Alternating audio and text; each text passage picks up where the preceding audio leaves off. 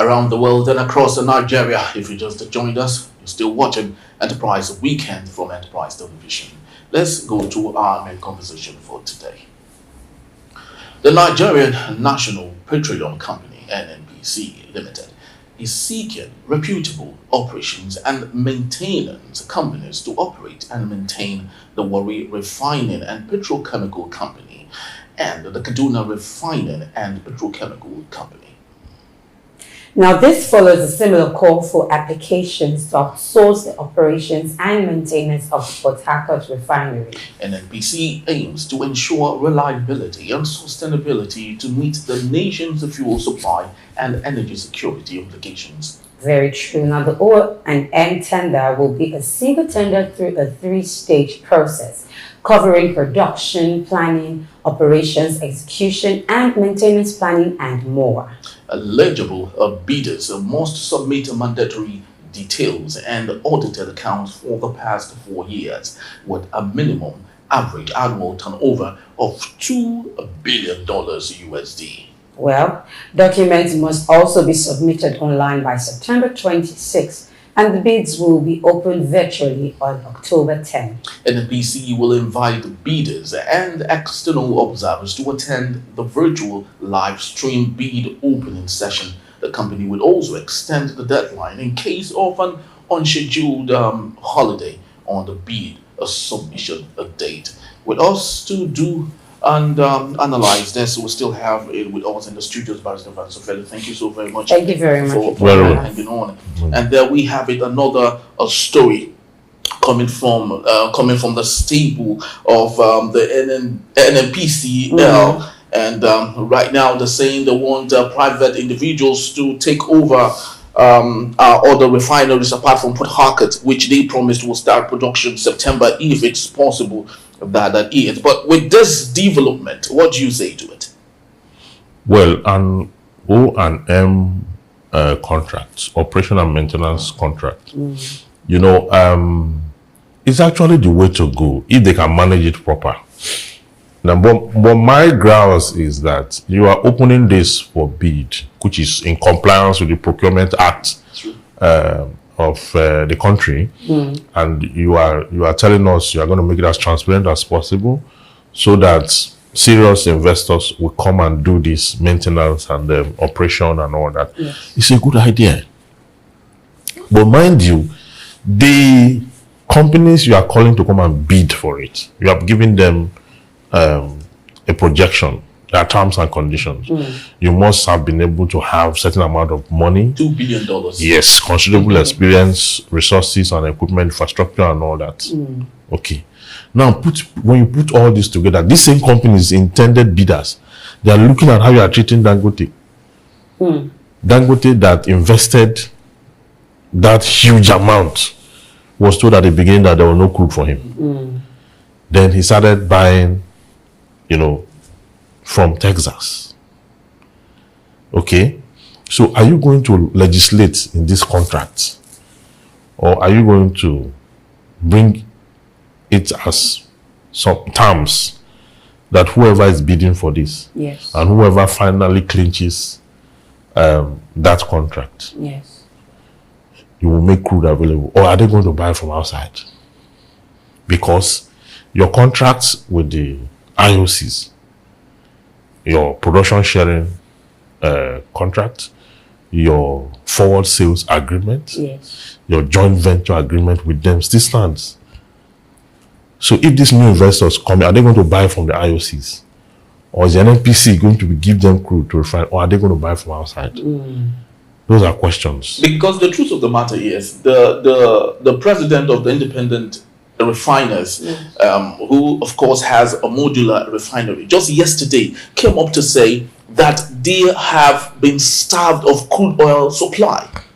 These are people with companies already existing license. They can't get crude. Then how come would investors think they would equally get seen? That is the question. You see how this idea is not a bad idea. It's not a bad idea. But the operational workability and the reliability of the Nnpc to make good its terms and promises and all that. It's what is called to question. Yes, them. because if you see, except you are telling us, and you see how we put what you are supposed to do first last, and the one first. Why don't you, first of all, cure this issue of oil theft? Because what is taken away can go to maybe the Warri Refinery or the Port Harcourt Refinery, whichever company that finally gets it, or it can be shared between two of them. Then we can now begin to amend forthwith. You can begin to amend our contracts, the joint venture contract we have IOCs gradually, because nothing in this world says that there must be in Nigeria. Nigerian indigenous companies can take over that space, but they don't want it. The IOC, that is. Yes, they don't want it. They want to remain here and all that. So now the NNCC is making an attempt to bring in, because I think this bid is open to whoever. Yes. It's not just Nigerian companies, but who said that these IOCs must remain here, and all the forward agreement, whatever contracts, we must come to a point where we will ensure that those contracts lapse, and then we terminate them and bring in fresh people who will refine it here.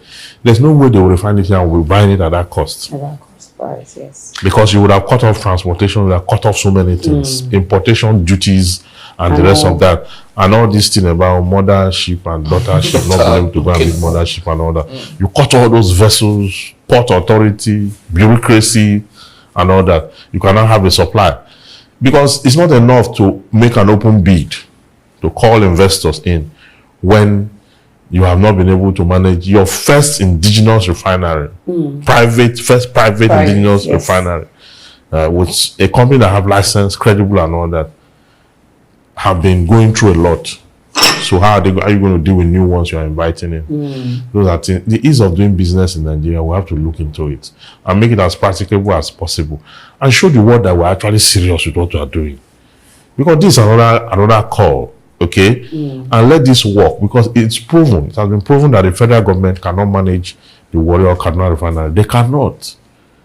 Let private bodies take them over, but make it easy for them to do so. But the question is, looking at the state of the technology of the refinery, Kaduna and Warri, that were built decades ago, do you think it's possible it could still meet up? I'm talking about the technological advancement we have today. Do you think what we have there would meet up to what is expected? That is why it's called O&M, operation and maintenance. So when you take over the refinery, you will bring in machineries. But let's be modern practical here. machineries. If you were to invest in that particular business with $2 billion, isn't it good enough for you to start off, even if it's a modular refinery, than going to take up about the time you have to, the time it will take you to procure the license. Okay. And then this one, they're handing over a license, an existing license to you. Oh, okay. Okay. And they're telling you that the moment you get it, you can kick off production. Okay. You understand? So it's more of, because when you even if you have the license, you have to build the refinery. The Dangote refinery, how many years did it take? It started in 2011 or thereabout. Yeah, exactly. For over 10 years now, he's been on it. So you are going to put in all that. Then you will deal with land ownership, not just refinery, not just license. You procure land, you bring the inspectors. They come and inspect. You build the money-led, the community, environmental impact assessment. Yes, all those things. But this one, all those regulations have been done already. Government have all the documents. Okay. So the moment they just hand over to you, and you start operation. So for me, it is more business sense. If the terms are properly looking, they'll bring expert definitely to audit the machineries. Whether they are of quality or not, whether they need replacement, what requires replacement. those refineries, especially I think Port Harcourt refinery and the Kaduna refinery have been working, but they can't produce. They are not doing much. Yeah, not like they are moribund. Yeah. You understand? They've been working, but they don't do much, and they were focused on kerosene at some point. Maybe on benzene, aviation fuel. Yes, so not like they are not working. So, and for it to be working, the machineries would have been updated. Okay, of course, the federal government will not put it up for an O&M agreement if it was completely a sham. There's something in there. Okay, the investors will do an audit of it, and from there you can move on. The idea is not a bad one. It's the workability that's my fear, and the sabotage, and that's my fear. If you can take care of workability, sabotage, and all issues, it's a better deal for us. I mean, the federal government is not dropping one couple on it. It's asking people to come and take over. Yes. And that is the way to go. The private sector will be the one to drive this thing. Government cannot manage refinery. I don't think we are not there. We don't have that capacity. Common airline, we couldn't manage. We couldn't manage an airline. That one, you don't even need too much technicality. Just buy aircraft, get an airport, hangar, get people to manage it, maintain it, and government couldn't do it. Is it this technical area where you have to go and prospect crude, then mine, then crack it and get all the byproducts, and then manage them, and then work against pay-free, work against mismanagement, and all that? It's tough. But private sector have the capacity to, drive it. Well, maybe government can actually do it, but I would say maybe our present or past governments are not able to manage properly because of accountability, lack of accountability, transparency, and of course, honesty. But I feel that, like Barrister Evans had mentioned, if we have private people come into the sector, they will do well, because you would not want to invest $2 billion and then see your money go to waste. Yes, never. Of course. So while we talk about that, you talked about the ease of doing business in Nigeria, and of course the question still boils down to the ability of seeing all of this through. Because why do you think it is possible, for a company that has been there for a very long time, that has not been working full time, producing like it is supposed to do? You've said it. Why would an investor want to come into that particular business while the ease of business is not there? Now, secondly, do you think there is a sinister plan in all of this? Because who else do you think would bring out $2 billion to invest in this, if not our politicians? Do you think there's something that we are not seeing? Whether there is a sinister back-end agreement or whatsoever it is, one thing is constant in this story: government cannot manage it. So which is better? Is it to leave it to dilapidate, or to bring in investors to take over, whether they are of sinister likes or they are of anything? You understand? Remember, when they start operation, there's what they call petroleum tax, which you'll be paying to the federal government. It will generate as long as work is ongoing. Petroleum tax is one of our major earnings in tax.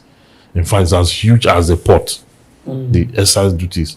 If you begin to tax, the IOCs, they pay petroleum tax. You understand? It's a major area. Then it will lead to employment. True. You understand? They will have to, because we have a what we call expatriate quota in law. You cannot start a company in Nigeria and bring in all your workers from abroad. Directors can only be 4. Okay. And then if you have 2 non-indigenous, you bring in 2 Nigerians. Yes. Those 2 Nigerians have dependents. Now they will pay tax. Okay, you see the value chain. Yes. They have children that will go to school. They have relatives. They will extend this thing too. So it's a way of, creating employment. Now, with the workers that will be working there, will be largely Nigerians. And they will also pay tax. Yes. Yes. Then you are going to have somebody who will open a canteen there. Definitely. You understand? You have For their needs. you have people who will come and maybe buy products or whatever. You have so And much. then artisans will also be employed. Yes, as well all to these things maintain. we are talking about now are not there now because the refinery is not working to capacity. So that is the main issue. It's not just about the contract itself, but the value chain, what is around it, and what is surrounds it, and all that. All right. So while we, of course, talk about that and look into more serious issues, but of course, we still want to maybe look at. I did talk about the ease of doing business, and of course, we'll still need to ask ourselves. I didn't study psychology to understand human behavior and the way they do, but I want to believe your experience would help us on this particular occasion. When our president is all around the place on the wild goose chase looking for foreign investors, right here in Nigeria we have more than enough opportunity to harvest what we have. The geometric power that was just established in Aba, they're crying right now they don't have gas. And when they don't have gas, they can perform the way they should be.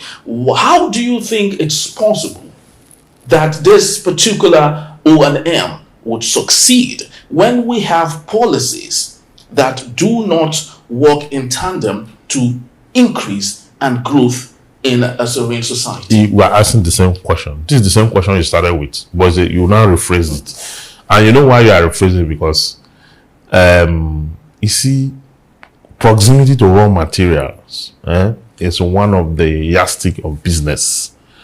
Proximity to raw materials, and these raw materials, gas for example, we are flaring it as a state somewhere, they're asking for it. If you go to Upper and Delta State, where we have the highest gas deposit in the whole of Africa, we are flaring gas there. The environment is almost like, so you need more investors to come in to trap and pipe this gas and transmit it to where it's required for a fee. Okay, we have talked about it that we are more of a gas nation than petroleum. I did petroleum law in my master's degree. Okay. Now, the gas deposit in Nigeria is far outweighs petroleum, and we have more resources will come in through that gas. Now you have the Indian companies here, the one on gas and all that, and they are doing very well. Okay, so what we need to do is to make raw materials available. Okay, we need to do away with so many things. Most of those contracts that we have entered into, where we have to be on deficit all the time. Okay. When we have to borrow so much, Yes. we have to cut down on borrowing, and we have to also cut down on using our crude and natural resources in exchange for payment, more like barter. Yes. Because there's no way you will not be at the losing end. Because you don't have technical expertise to make it, to refine it so that you can sell it. And so the IOCs in Nigeria, no federal government don't pay them any couple. We pay them with crude. Who is assessing that transaction? Who is auditing the outcome? You understand? Little wonder they don't want to leave. Because they're getting a lot. Yes, they know what they are getting. They don't want to leave. So, and they are ready to frustrate this new vista. Because this one is under threat to them. Dangote was a huge threat. That's why they made him stranded. Yes. They told him that we already have our customers. You understand? And then the federal government had to intervene and say, give them these resources. So all these companies that were lining up again, are they going to go through the same process? And will the federal government now say, give them before they are given? Or it should be tied to the contract from the outset? I know whoever have capacity to take on that will have the capacity to look at the legal framework that will ensure availability of raw materials before I put down money. Because if they are going to be going to Texas and the rest of that to get crude, Yes. then we're also going to suffer the consequences, because some of the crude we are getting from other places are not the same like ours. So you are now going to create a refinery where you'll be blending crude. Where you take crude from, but some crude have sulfur. The Nigerian own sweet crude, it has no sulfur. The ones you get in Saudi Arabia and the rest of them, Sudan, this Gaddafi's country, Libya has sulfur in. After refining and mining, Yes. you go through another process of extraction of the sulfur. Yes. Ours is just refine and use. That is why our modular refiner, the boys in the creek, Can they will, easily. yes, they will just, in fact, they use drum to stir it, heat it, get the product. You can use it immediately. 90% of the diesel used in Delta State are locally produced. But don't you think it's, just before we wind up for today, don't you think it's contradictory? The Minister of Budget and Planning, while he was asked a day before, said one of the great things the administration of Bola Ahmed Tinubu has done is transitioning from PMS to CNG, in line with what other countries have done. Particularly, he mentioned India. Now, I did my research and discovered that the reason why India moved from PMS to CNG was not necessarily because they had a shortfall in PMS, but because of the environment.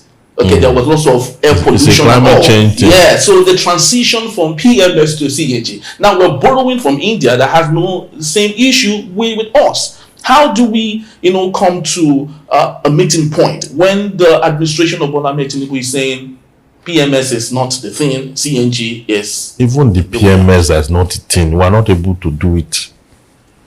We are not even able to get it out, produced. I mean, there's a general issue of environment across the world, climate change across the world. So sometimes when they go to all these international meetings, the UN and all that, they get to see a lot of speakers encouraging, but it's the way to go, that's CNG. But this CNG is not in every area that you are applying CNG. The fuel will still be, PMS will still be there for other purposes. Okay, but we're talking about reduction of the emission into the atmosphere that depletes the ozone layer. Because you cannot eradicate it, but you can reduce the intensity. Okay, so for you to look at India and begin to make comparisons, even the CNG in Nigeria, I've not seen anyone. They say there are CNG buses, you can't find them. Okay, I mean, we are just saying, okay, this is perhaps where the future, where we're going to. Okay, but we need to first of all come alive with PMS. There is queues everywhere. Yes. There's queues everywhere. So if we have CNG, why do we have queues?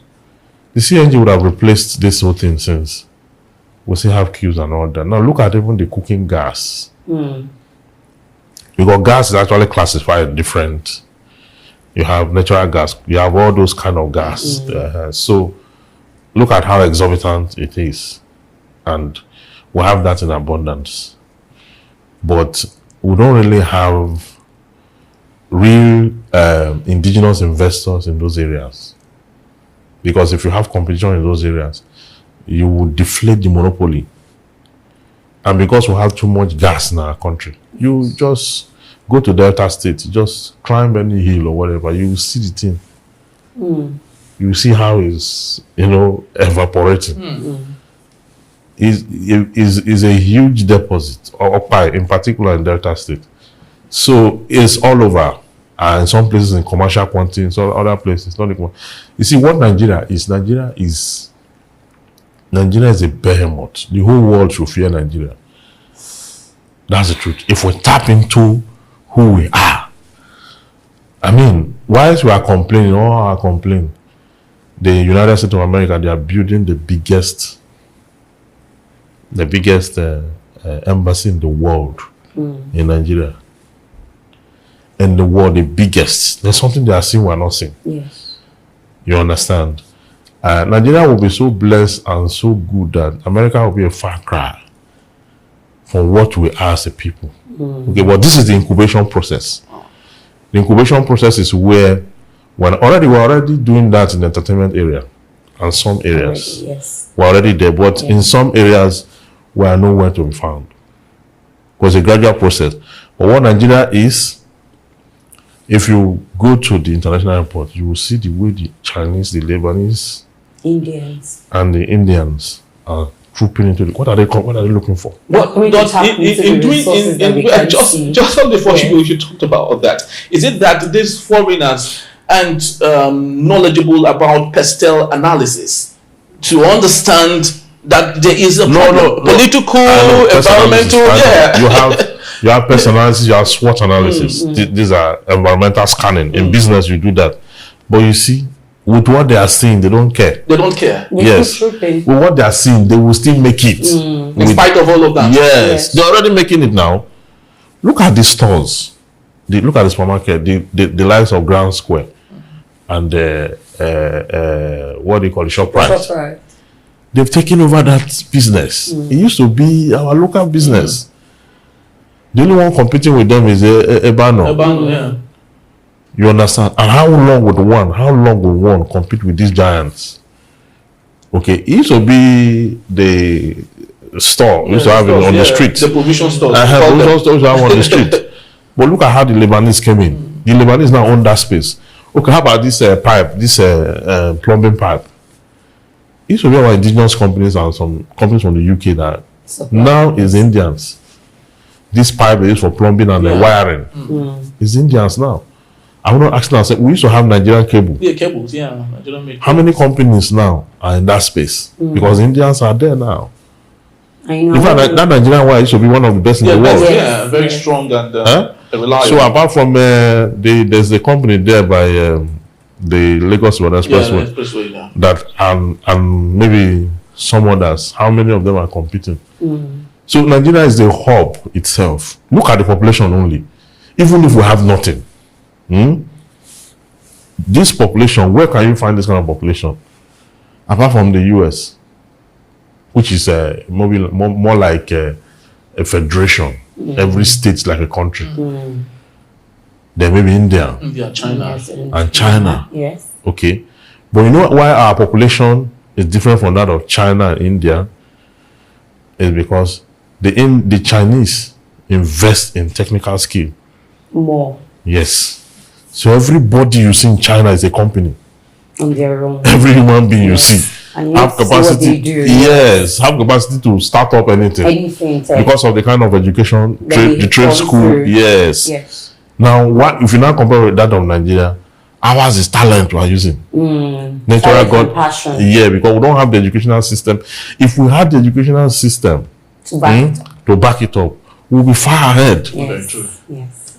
Very true. And we hope and pray that we all, will be alive to see that Nigeria and experience what these foreigners are seeing that we are not seeing. I don't know what it is really. Even with my glasses, I still can't see it. But you just need to go to the airport one day, Harry, and then when you see the arrival section, you see how they keep trooping, and I keep asking myself, what are they really looking for? You have gold in this country. I'm not talking about literally gold. Lots and lots of resources that they're tapping into. Very true. All right, so this is just about the time we have for today on Enterprise Weekend. I'd love to say thank you to Barrister Evans Ofeli. Thank you very much. My pleasure. And making this day a wonderful one. But most importantly, we'd love to say thank you to you for giving us your time whenever we truly do call. We sincerely appreciate you and appreciate your time. But please do well to visit our site at enterprisetvnews.com and also like, comment, and follow us on all our social media platforms at Enterprise TV7. I am Henry Nnpc. I am Roberta Pierre. On behalf of the entire team, thank you for watching and we'll see you next time. Bye-bye from us. Bye.